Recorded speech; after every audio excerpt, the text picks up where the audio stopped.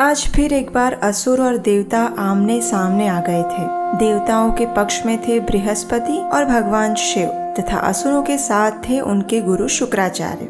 लेकिन आश्चर्य की बात ये थी कि इस बार सभी असुर ये युद्ध अपने लिए नहीं अपितु चंद्रदेव के लिए कर रहे थे और ये युद्ध हो रहा था देवताओं के गुरु बृहस्पति की पत्नी तारा के लिए। लेकिन ऐसा क्या कारण था कि तारा के कारण देवताओं और असुरों में इतना भयंकर संग्राम छिड़ गया और इस बार देवताओं में से एक चंद्रदेव आखिर असुरों के पक्ष में क्यों चले गए थे? यही है आज की हमारी श्रीमद् भागवतम कथा का मुख्य विषय, जिसे हमने लिया है श्रीमद् भागवतम के 9वें स्कंद से। तो चलिए प्रारंभ करते हैं।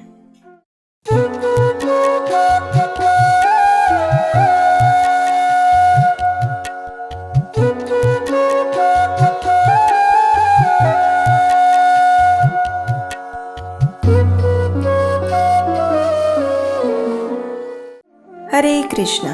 परम भगवान श्री कृष्ण और श्रील प्रभुपाद की कृपा से पिछले अधिक मास में हमने आप सबको श्रीमद् भागवतम कथा सुनाई और उसके लिए हमें आप सबका असीम प्रेम और सहयोग प्राप्त हुआ।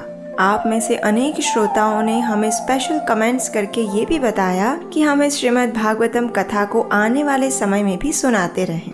तो चलिए आप सबकी इसी इच्छा को पूर्ण करते हुए और परम भगवान श्री कृष्ण तथा श्रील प्रभुपाद की कृपा की याचना करते हुए फिर एक बार हम अपनी श्रीमद् भागवतम रूपी अमृत कथा यात्रा का प्रारंभ करते हैं। और आज की कथा हम वहीं से शुरू करते हैं जहां हमने अधिक मास की अंतिम कथा में उसे छोड़ा था। आज की कथा चंद्रदेव की है, जो हमें प्राप्त होती है श्रीमद् भागवतम के 9वें स्कंध में। अभी तक हमने श्रील सुखदेव गोस्वामी के मुख से वर्णित सूर्य वंश का वर्णन सुना और अब हम बात करेंगे चंद्र वंश की। लेकिन आखिर चंद्रदेव का जन्म कैसे हुआ? तो गर्भोदकशायी विष्णु की नाभि से निकलने वाले कमल से ब्रह्मा जी का जन्म हुआ और ब्रह्मा जी ने एक मानस पुत्र को जन्म दिया जिसका नाम था ऋषि अत्रि। एक समय अत्रि ऋषि के नेत्रों से हर्ष के अश्रु गिरने लगे। ये अश्रु शीतल थे और इन अश्रुओं का स्वीकार किया उनकी पत्नी अनसुया ने। इस प्रकार अत्रि ऋषि के हर्षपूर्ण अश्रुओं को पीकर देवी अनसुया गर्भवती हुई और उससे उन्होंने एक पुत्र को जन्म दिया। क्योंकि इस बालक का जन्म हर्ष रूपी शीतल अश्रुओं से हुआ था, इसलिए ब्रह्मा जी ने इस बालक को नाम दिया सोम, जिसे हम चंद्रदेव के नाम से भी जानते हैं। सोम अपनी शीतल किरणों से सबको सुख प्रदान करने वाले देवता हैं। ब्रह्मा जी ने उन्हें ब्राह्मणों, औषधियों, जड़ी बूटियों तथा ग्रह नक्षत्रों का स्वामी नियुक्त किया। अब देखिए, धीरे धीरे चंद्रदेव अपनी प्रतिभा, तेज और शक्ति के कारण तीनों लोकों में ख्याति प्राप्त करने लगे। इन सभी के ऊपर विजय प्राप्त करने के बाद उन्होंने राजसूय यज्ञ करना आरंभ किया। परंतु आप तो जानते ही हैं कि इस भौतिक जगत को नियंत्रण में रखने वाली माया देवी कितनी प्रभावशाली हैं और उनसे कोई भी नहीं बच सकता, चाहे वो मनुष्य हो या फिर देवी देवता। तो बस चंद्रदेव भी अपनी बढ़ती हुई प्रसिद्धि के कारण धीरे धीरे अहंकार से वशीभूत होने लगे। उन्हें अपनी शक्ति और सत्ता पर गर्व होने लगा। उनका ये अभिमान इतना बढ़ गया कि एक समय उन्होंने ना करने योग्य कार्य कर दिया और वो कार्य था देवताओं के गुरु बृहस्पति की पत्नी तारा का अपहरण।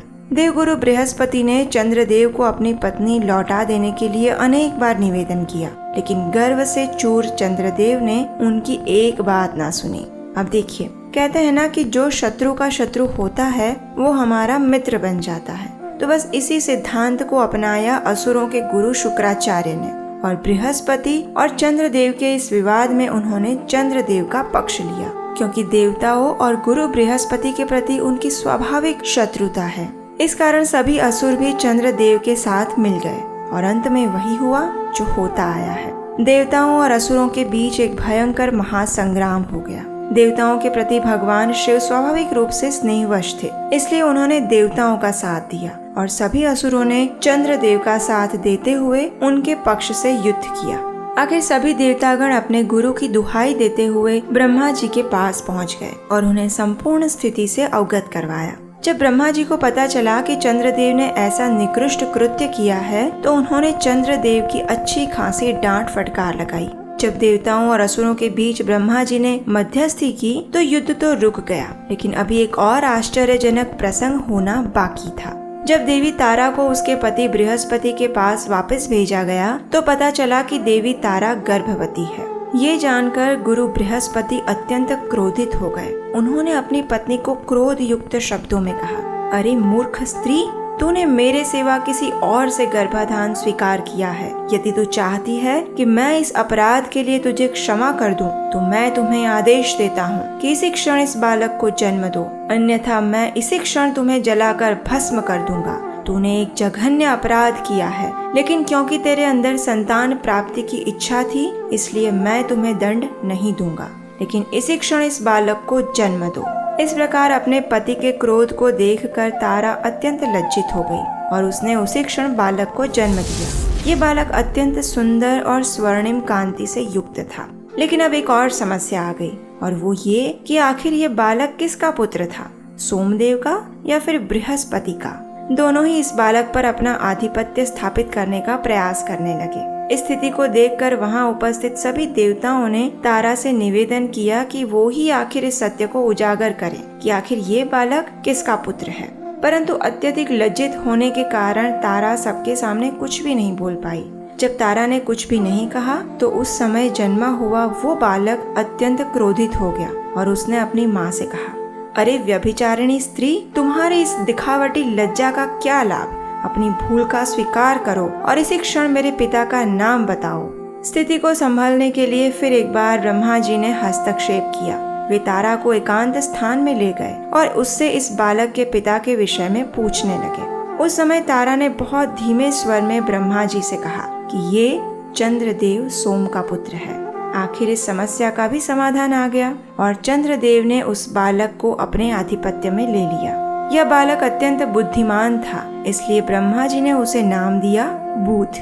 चंद्रदेव ने अत्यंत आनंद पूर्वक इस बालक का लालन पालन किया और बड़ा होकर वह एक ग्रह का स्वामी बना, जिसे हम बुध ग्रह के नाम से जानते हैं। आगे चलकर बुध ने इला नामक स्त्री से विवाह किया और ये वही इला है जिसके विषय में हमने अधिक मास कथा के 14वें अध्याय में आपको एक सुंदर कथा सुनाई थी, जिसमें राजा सुद्युम्न 1 महीने के लिए स्त्री बन जाते थे और 1 महीने के लिए पुरुष। अगर ये कथा आपने नहीं सुनी है तो उसका लिंक नीचे डिस्क्रिप्शन में दिया गया है, उसे जाकर देख सकते हैं। बुध और इला के विवाह से एक पुत्र का जन्म हुआ जिसका नाम था पुरुरवा। और ये पुरुरवा राजा कौन थे और उनके जीवन में ऐसा क्या रोचक प्रसंग घटित हुआ था, उसके विषय में हम जानेंगे श्रीमद् भागवतम कथा की अगली कड़ी में। तब तक के लिए अगर आपको ये कथा पसंद आई है तो इसे लाइक कीजिए और अपने मित्रों को शेयर कीजिए। अगर आप पहली बार इस चैनल पर आए हैं और अभी तक आपने इसे सब्सक्राइब नहीं किया तो ज्यादा सोचिए मत और जल्दी से आपके अपने इस चैनल उपदेशाष्टकम को सब्सक्राइब कर लीजिए, क्योंकि ये वही स्थान है जहां आपको शास्त्रों से प्रमाणभूत कथाएं ही प्राप्त होंगी बिना किसी मिलावट के। और हम आपसे मिलेंगे आने वाली श्रीमद् भागवतम कथा के साथ बहुत जल्द। हरे कृष्णा।